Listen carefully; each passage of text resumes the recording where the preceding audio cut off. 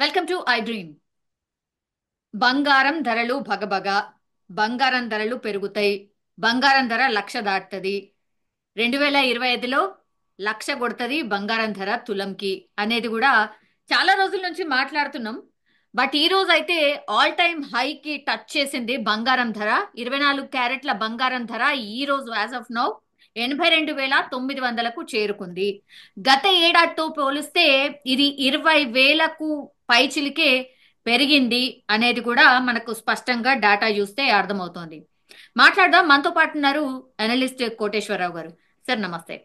నమస్తే సార్, బంగారం అంటే మాకు ఎంత ఇష్టమో మీకు చెప్పాల్సిన అవసరం లేదు. నాకు తెలిసి మీ ఇంట్లో కూడా బంగారం అని అంటే ఎప్పుడు కొనాలి, ఏం కొనాలి, ఇట్లాంటి ఆ, మాట్లాడుతూనే ఉంటారు.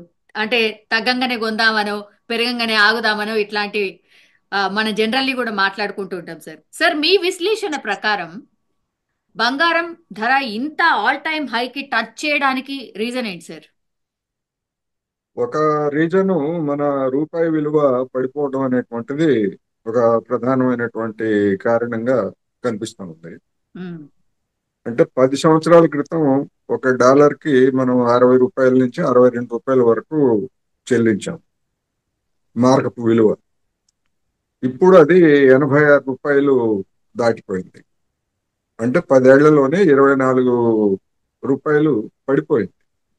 ఆ మేరకు బంగారం కూడా మనం డాలర్లో ఔన్సుల్లో బంగారం కొనుగోలు చేస్తారు కనుక డాలర్స్ లో మనం మార్చుకున్నట్లయితే ఆ డాలర్ విలువకు అనుగుణంగా బంగారం విలువ కూడా పెరిగింది. అందుకని డాలర్ విలువ రాబోయేటువంటి రోజుల్లో కూడా ఇప్పుడు నిన్న ఈ రోజు మన మాజీ రిజర్వ్ బ్యాంక్ మాజీ గవర్నర్లు దువ్వూరు సుబ్బారావు గారు, అదేవిధంగా ఆయన రఘురాం రాజన్ గారు, వాళ్ళు కూడా చెప్తుంది ఏంటంటే మీరు రూపాయి విలువని పెంచడానికి ప్రయత్నించొద్దు, పెంచేట్లయితే మన ఎగుమతులు దెబ్బతింటాయి అని చెప్పేసి వాళ్ళు చెప్తున్నారు. అంటే ఏంటంటే రిజర్వ్ బ్యాంక్ కానీ కేంద్ర ప్రభుత్వం కానీ జోక్యం చేసుకోవద్దు, అది ఎంతవరకు పడితే అంతవరకు, ఎంతవరకు పెరిగితే అంతవరకు దాన్ని వదిలేసేయండి అని చెప్తున్నారు. ఆ లెక్కను చూసుకున్నప్పుడు దాని ప్రకారం చూసినప్పుడు డాలర్ విలువ పెరుగుతోంది, రూపాయి విలువ తగ్గుతా ఉంది కనుక కొంతమంది అంచనా ప్రకారం 100 రూపాయల వరకు రూపాయి విలువ పడిపోయేటువంటి అవకాశం ఉందనేటువంటి అంచనాలు కూడా ఉన్నాయి. అదే కనుక జరిగేట్లయితే, ఆ మేరకు కనుక చూసేట్లయితే బంగారం విలువ కూడా సహజంగానే దానికి పెరిగేదానికి అవకాశం ఉంది.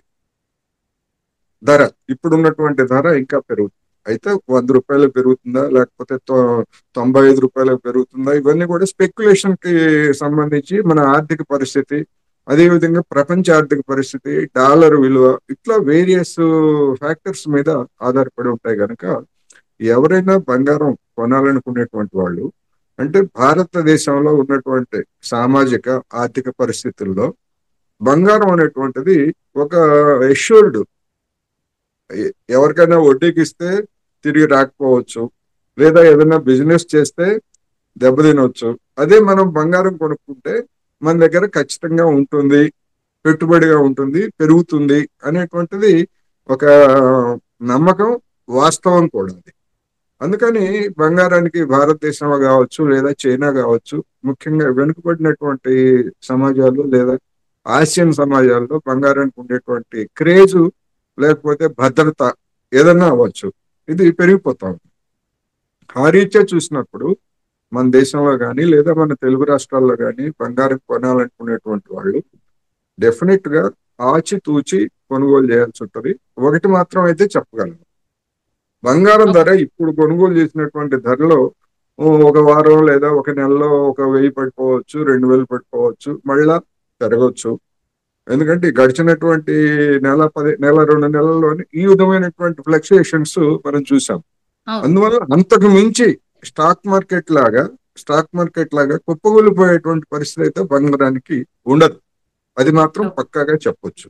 యా. అందువల్ల మొన్న కొనుగోలు చేసేటువంటి వాళ్ళు ఎప్పటికప్పుడు మార్కెట్ కదలికలను కూడా అర్థం చేసుకోవాలి, డాలర్ కదలికలను కూడా అర్థం చేసుకోవాలని మాత్రం చెప్పచ్చు. యా మొన్న ట్రంప్ ప్రమాణ స్వీకారం చేసిన రోజు మొత్తం మార్కెట్స్ అన్ని పడిపోయాయి సార్. అండ్ బంగారం ధర పెరిగింది సార్. ఇప్పుడు జనరల్లీ ఏం మాట్లాడుతున్నారంటే అందరూ ట్రంప్ ఎఫెక్ట్ కూడా బంగారం ధర మీద ఉంది, పెరగడానికి ట్రంప్ ఎఫెక్ట్ కూడా వన్ ఆఫ్ ది రీజన్ అంటున్నారు. ఇది ఎంతవరకు కరెక్ట్ సార్? ట్రంప్ ఎఫెక్ట్ అనేటువంటిది మనకి ఈ వారం రోజుల్లో ఈ 20వ తారీఖు తర్వాత జరిగినటువంటి పరిణామం అది. కానీ అవును. ట్రంప్ కంటే ముందే ట్రంప్ కంటే ముందే అంతర్జాతీయ లావాదేవీలు ఇవన్నీ చూసినప్పుడు ఆర్థిక సంక్షోభాలు అనేటువంటివి ధనిక దేశాల్లో, ఐరోపా కావచ్చు, అమెరికాలోని ధనిక దేశాల్లో వస్తున్నప్పుడు అనేక మంది సంస్థలు కావచ్చు, వ్యక్తులుగా ఉన్నటువంటి వాళ్ళు కావచ్చు, బంగారం అనేటువంటి దాన్ని కొని నిల్వ చేసుకుంటున్నారు. స్టాక్ మార్కెట్ లో పెట్టుబడి పెడితే అదొక జూదం లాగా తయారైపోయి ఎప్పుడు ఏదైనా చేయొచ్చు గనక, బంగారానికి అటువంటిది లేదు గనక అనేక మంది బంగారం వైపు షిఫ్ట్ అవుతున్నారు. ఆ ఓకే. షిఫ్ట్ అవుతున్న దాంతో బంగారానికి డిమాండ్ పెరుగుతా ఉంది. రూపాయి విలువలు ఏ దేశంలో అయినా రూపాయి విలువలు పడిపోతా ఉన్నప్పుడు బంగారం కొని పెట్టుకున్నాం అనుకోండి, అది డాలర్ల లెక్క రూ- మళ్ళీ అమ్ముకోవాల్సి వచ్చినప్పుడు పెరుగుతుంది. ఇప్పుడు అదే కదా జరుగుతా ఉంది. అవును. ఉదాహరణకు మేము 5,000 రూపాయలు ఉన్నప్పుడు, ఆ 10 గ్రాములు 5,000 రూపాయలు ఉన్నప్పుడు కొనుగోలు చేస్తే ఇవాటికి వచ్చేసరికి 80,000. 10 తులాలు కొనేసాం అప్పుడు. అంటే చిన్న చిన్న వాళ్ళు, ఒక జర్నలిస్ట్ గా అంతకు మించి లేదా అదే ఎక్కువ పెద్ద మొత్తంలో బిజినెస్ కరెక్ట్. చేసే వాళ్ళు కరెక్ట్. కొన్నారనుకోండి, ఎన్ని సార్. రెట్ల అప్రిసియేషన్ మనం చూస్తాం. అందుకని ఆ విధమైనటువంటి జాగ్రత్తలు తీసుకోవచ్చు. అందుకని ట్రంప్ తో నిమిత్తం లేకుండానే బంగారం ధరలు అనేటువంటివి పెరుగుతున్నాయి ప్రపంచంలో. Trump okay. రాకముందే ట్రంప్ రాకముందే ఆ ధోరణి ఉంది. ఈ ట్రంప్ వచ్చిన తర్వాత డాలర్ విలువని ఇంకా పటిష్టం చేయడానికి ప్రయత్నిస్తున్నాడు గనక ఇదే ధోరణి కొంతకాలం కొనసాగవచ్చు. అయితే అదే సమయంలో ట్రంప్ యొక్క విధానాలు అమెరికాలో ఆర్థిక సంక్షోభానికి దారితీస్తాయి అనేటువంటి భయాన్ని కూడా ఈ నిన్న ఇవాళ అనేక మంది వ్యక్తం చేస్తున్నారు. అవును. ట్రంప్ అవును. రక్షణాత్మక చర్యలు తీసుకున్నట్లయితే ట్రంప్కే నష్టం.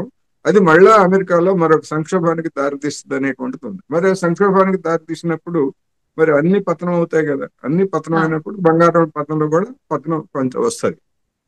అచ్చా. ఓకే. అందుకని అందుకని బంగారం అయినా, స్టాక్ మార్కెట్ అయినా, లేదా ఇంకోటి అయినా కానీ పెట్టుబడి పెట్టేటువంటి వాళ్ళకి ఇవాళ ఒక జూదం లాగా తయారైంది.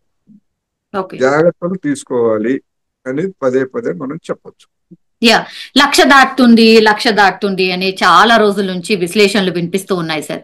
నిజంగా 1,00,000 మార్క్ ఈ ఇయరే టచ్ చేస్తుందా సార్ బంగారం ధర? చెప్పలేవు. అంత అంత అంత పెరుగుతుందని నేనైతే అనుకోవట్లేదు. ఎందుకు అంటే ఆ, గడిచినటువంటి 10 సంవత్సరాల్లో 70,000 నుంచి ఈ 80,000, 2,000 మధ్య కదిలాడుతా ఉంది. అందువలన అదే పెద్ద పెరుగుదల. అటువంటిది అవును. 80,000 నుంచి 1,00,000 రూపాయల కంటే అది చాలా ఎక్కువ. అంటే ఒకవేళ అదే కనుక జరిగితే ప్రపంచం సంక్షోభంలో కూరుకుపోయే ప్రమాదం కూడా ఉంది.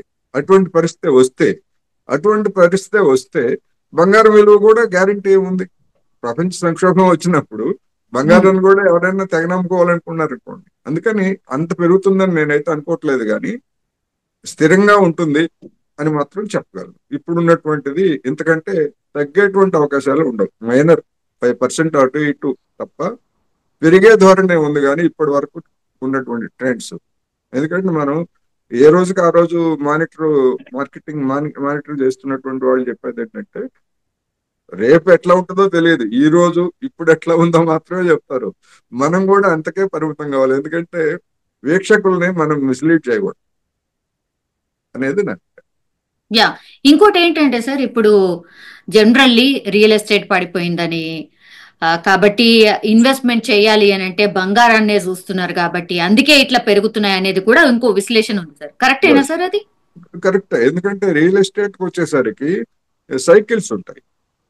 రియల్ ఎస్టేట్ మీద ప్రభావం చూపించేటువంటిది ఐటీ. ముఖ్యంగా మన తెలుగు రాష్ట్రాల్లో ఐటీ ఉమ్. రంగంలో బాగా ఉండి, ఐటీ రంగంలో మంచి ఆదాయాలు వచ్చి, లేదా విదేశాల్లో ఆ, ఉపాధి అవకాశాలు, లేదా విదేశాలకు వెళ్ళేటువంటి అవకాశాలు వచ్చినటువంటి వాళ్ళు పెద్ద ఎత్తున రియల్ ఎస్టేట్ లో పెట్టుబడులు పెడతారు, ఇళ్ళు కొంటారు, స్థలాలు కొంటారు, ఇవన్నీ ఉంటాయి. ఇప్పుడు ఈ ట్రంప్ వచ్చిన తర్వాత అమెరికా వెళ్ళేటువంటి వాళ్ళకి అంతకు ముందే ఇబ్బందులు స్టార్ట్ అయ్యాయి. ఇప్పుడు ఈ వీసా అనేటువంటి రిస్ట్రిక్షన్స్ కనుక చేసేట్లయితే మళ్ళా ఒకవేళ కొనాలనుకునేటువంటి వాళ్ళు కూడా వాయిదా వేసుకుంటారు. రియల్ ఎస్టేట్ కానీ లేదా ఇంకోటి కానీ వాయిదా వేసుకుంటారు. అందుకని ఉమ్. తాత్కాలికమైనటువంటి ఇబ్బందులు ఎదురవుతాయి. ఇబ్బందులు అంటే మరీ అంత ఏం పడిపోవు. నాకు తెలిసినంత వరకు రియల్ ఎస్టేట్ పెరగాల్సినంత పెరగలేదు అనేటువంటిది తప్ప, గడిచినటువంటి కొద్ది సంవత్సరాల విలువతో పోలిస్తే కొన్నదానికంటే ఏం పడిపోలేదు, పెరుగుతూనే ఉంది. అవును, అవును. అందుకని మనం ఎక్స్పెక్ట్ చేసిన విధంగా రియలైజేషన్ కాకపోవచ్చు, కానీ డెఫినెట్ గా ఇవన్నీ కూడా ఇప్పుడు అమెరికా నుంచి అనేక మంది ఆస్ట్రేలియా వైపు వెళ్తున్నారు. కెనడా బదులు ఆస్ట్రేలియా లేదా న్యూజిలాండ్ ఇటువంటి వాటన్నిటిని చూస్తున్నారు. అందుకని అటువంటి అవకాశాలు వచ్చిన వాళ్ళందరూ కూడా వాళ్ళ రియల్ ఎస్టేట్ లో పెట్టుబడులు పెడతారు. లేనటువంటి వాళ్ళు జాగ్రత్తలు పడుతున్నారు. అందుకని ఇది కూడా రెగ్యులర్ మానిటరింగ్ అనే చూడాలి. ఒకవేళ ప్రపంచ ఆర్థిక మాంద్యం కనుక మళ్ళా వచ్చేట్లయితే ఆస్ట్రేలియా ఆర్థిక వ్యవస్థ దెబ్బతినవచ్చు, అమెరికా ఆర్థిక వ్యవస్థ దెబ్బతినవచ్చు. అందుకని ఎప్పటికప్పుడు జాగ్రత్తలు తీసుకొని పెట్టుబడులు పెట్టుకోవచ్చు, రియల్ ఎస్టేట్ కావచ్చు, బంగారం కావచ్చు. కానీ బంగారానికి మాత్రం రియల్ ఎస్టేట్ లేదా ఇతర అదే మాదిరి ప్రమాదం అయితే ఉండదు. Yes sir. లాస్ట్లీ సార్, బంగారం ఒకవేళ కొనని పరిస్థితి ఉంటే, మరి ఆల్ టైమ్ హై టచ్ అయింది కాబట్టి ఇన్వెస్ట్మెంట్ పర్పస్ గా సిల్వర్ ని చూడొచ్చా అనేది కూడా చాలా మంది ఇట్లాంటిది కూడా విశ్లేషణ చేస్తూ ఉన్నారు సార్. ఎందుకంటే సిల్వర్ కూడా చాలా మంచిగా రిటర్న్స్ ఇస్తోంది అనేది కూడా ఒక ఆలోచన చేస్తున్నారు. మీ అనాలిసిస్ ప్రకారం సార్, గోల్డ్ వైపు కాకుండా ఒకవేళ ఇన్వెస్ట్మెంట్ పర్పస్ చూడాలి అనుకుంటే సిల్వర్ వైపు వెళ్ళొచ్చా? సిల్వర్ అంటే సిల్వర్ లో రెండు రకాలు, ఇండస్ట్రియల్ అవసరాలకు కూడా సిల్వర్ ని వినియోగించేటువంటి పరిస్థితి ఉంది. అందువల్ల సిల్వర్ కి కూడా గతంలో పోలిస్తే డిమాండ్ పెరిగిన మాట వాస్తవమే. కానీ బంగారానికి సిల్వర్ డిమాండ్ కి చాలా తేడా ఉంటుంది. రెండింటిని మనం కంపేర్ చేయలేము. అందుకని సిల్వర్ మార్కెట్ కూడా అయితే బంగారం అంత అట్రాక్టివ్ గా ఉందని నేనైతే అనుకోవట్లేదు. కాకపోతే ఏంటంటే అదేమో కేజీల్లో కొంటాము, ఇదేమో గ్రాముల్లో కొంటాం అంతే సార్, కనుక సార్. మనకి అది తక్కువగా ఉన్నట్టు అనిపించవచ్చు. ఏమైనా దాన్ని కూడా ఎవరైనా అంటే ఈ మామూలు పెట్టుబడి ఇన్వెస్ట్మెంట్ పర్పస్ కోసం సిల్వర్ కొనేటువంటి వాళ్ళు తక్కువ ఉంటారు నాకు తెలిసినంత వరకు. ఎవరైనా బంగారంలో మాత్రం కొంతమంది ఉన్నారు. కొంతమంది ఏమో గృహస్థులు, మీలాంటి వాళ్ళు నాలాంటి వాళ్ళు కుటుంబ అవసరాల కోసం కావచ్చు, లేదా పిల్లల భవిష్యత్తు కోసం కావచ్చు. ఇప్పుడు అమ్మాయిలు ఉన్నారనుకోండి, ఆ, యా. ఇంకా 5 ఏళ్ళు 10 ఏళ్ళ తర్వాత పెళ్లి చేయాలన్నా కానీ ఇప్పటి నుంచే బంగారం సేకరించుకునేది అవును సార్. అవును. అందరికీ తెలిసినటువంటిది. అందుకని అటువంటి వాళ్ళు డెఫినెట్ గా దాచుకుంటారు. వాళ్ళకి మార్కెట్ హెచ్చు తగులతో నిమిత్తం ఉండదు. సాధారణ కుటుంబాల వాళ్ళకి మార్కెట్ హెచ్చు తగులతో నిమిత్తం ఉండదు. ఎస్. కొంటారు, కొన్ని జాగ్రత్త పడతారు, తర్వాత దాన్ని ఉపయోగిస్తారు. అందుకని ఎవరైనా ఏదైనా కానీ జూదానికి పాల్పడద్దు. వెండైనా, బంగారమైనా, స్టాక్ మార్కెట్ అయినా. ఎందుకంటే ఇవాళ మొత్తం జాతీయంగా అంతర్జాతీయంగా పరిస్థితులు అస్థిరంగా ఉన్నాయి. ఎప్పుడు ఏమవుతుందో కూడా తెలియని పరిస్థితి కనుక జాగ్రత్త వహించి ఎవరైనా ముందుకెళ్ళాలి తప్ప చేతులు కాల్చుకోవద్దు అనేది మాత్రం చెప్పాలి. Yes sir. Thank you sir. Thank you so much.